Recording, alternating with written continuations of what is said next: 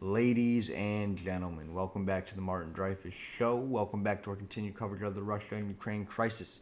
It's been a while since we've heard from the Hall of Fame boxer and mayor of Kyiv, Vladimir Klitschko, and he actually recently, as of yesterday, sent a message to the Russians. Now, we know Vitaly's been extremely emotional and extremely strong in supporting his country and sending out the right messages. So I wanted to give him some more time and some more of my attention to hear what he has to say. So without any further ado, the Hall of Fame boxer and the mayor of Kyiv. Это послание россиянам. Слушайте те, кто способен мыслить, или еще мыслить, императорскими амбициями вторжением в Украину. Это послание россиянам. Слушайте те, кто способен мыслить, или еще мыслить, императорскими амбициями вторжением в Украину и варварством вашей так называемой армии вы посеяли ненависть на века. И слова о том, что правительство это якобы одно, а русские граждане другое, это полный бред и чушь.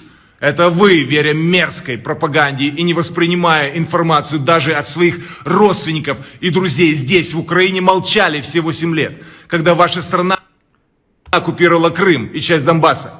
Это вы высокомерно относились к украинцам и считали, что нет такой нации. Это вы пересказывали друг другу мифы о каких-то нацистах.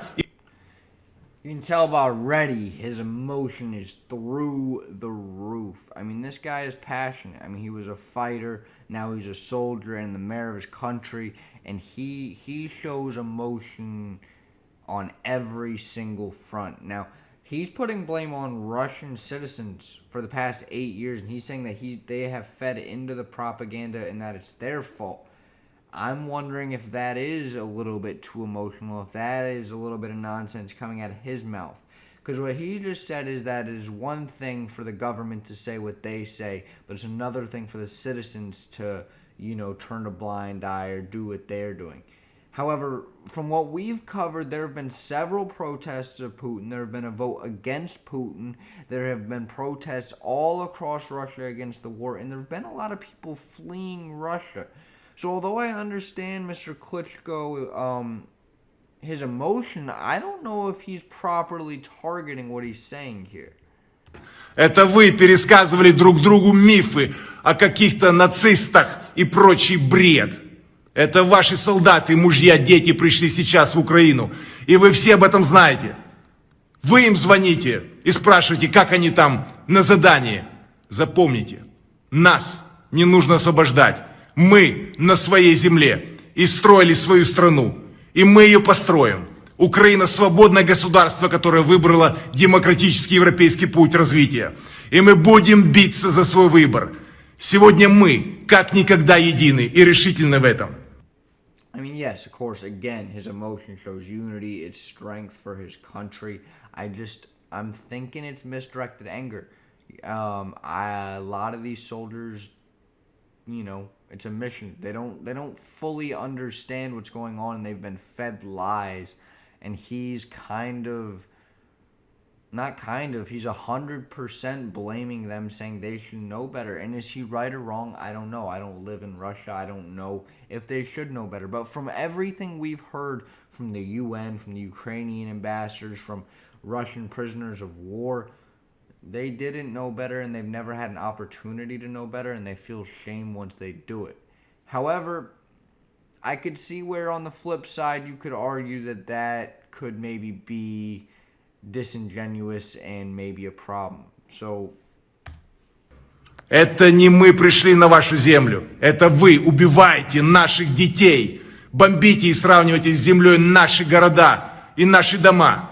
Знайте, вас здесь называют орками. Всех. Нету сейчас хороших или плохих русских. Пока вы молчите и внемлете пропаганде сумасшедшего человека и сошедшего с ума диктатора, весь цивилизованный мир сегодня на стороне украинцев. И восхищается тем, как мы строим свою землю. Да, нам будет сложно, но мы не сдадимся, потому что мы не боимся. И ваша армия это уже поняла. Оставить ультиматумы людям, которые умирают за свою землю, бесперспективно. It's just a shame, he has every right to feel the way he does and as angry as he does because his country is being destroyed, his women and children are being murdered, civilians are dying. Of course he's upset. it just does go back to the unfortunate, sad point of he's saying there's no good or bad Russians, but and that they're heeding to propaganda. But from what I've seen, that's not true. And they've tried to fight and stop this dictatorship, and they've just been severely unsuccessful. And I don't know how you overthrow a government in 2022 when the military's on, I believe the military's on Putin's side. So as a civilian, I don't know what their plan or what they could do, and I feel for those citizens more than I think Mr. Vladimir Klitschko is giving credit here. Помните, как бы вы ни пытались сейчас уничтожить Украину и украинцев, если вы так продолжите, ваша страна тоже не выживет. Кто посеет ветер, тот пожнет бурю. Не хотите быть страной в полнейшей изоляции? Не дрожите от страха и безразличия. Будьте смелыми, как украинцы. Спасайте... That message he's finishing right here and that I read on the bottom, be brave like Ukrainians and save your country, is the best message he has put out. And I just think he's lacking giving them the credit for trying, but maybe he's saying, yo, you got to do more. You got to do more. And maybe this emotional message was well played. Maybe this call out was well done. And honestly, as we near the end of it, the call out probably grabbed their attention and made them say, yo, what the hell? We are protesting, kind of like I just did. I was a little upset at him. But at the end of it, to get off of that face, a little something better, he's got a call to action saying just do better. And honestly, although my mood kind of changes on it, I'm kind of impressed about how he just put together this speech. Still very emotional, still misdirected blame. However, I think the way he did it was calculated. So that line was very smart, whether it was planned or not. Свою страну, а мы свою не отдадим и не сдадим. Я горжусь тем, что я украинец, представитель сильной, свободолюбивой и героической нации. Слава Украине! Seems like, a young America in a way, man. For the first 30 years after we became free in 1776, we had to fight again in 1812. The French and their French Revolution, there's countless examples. I'm American, so it's just the easiest example.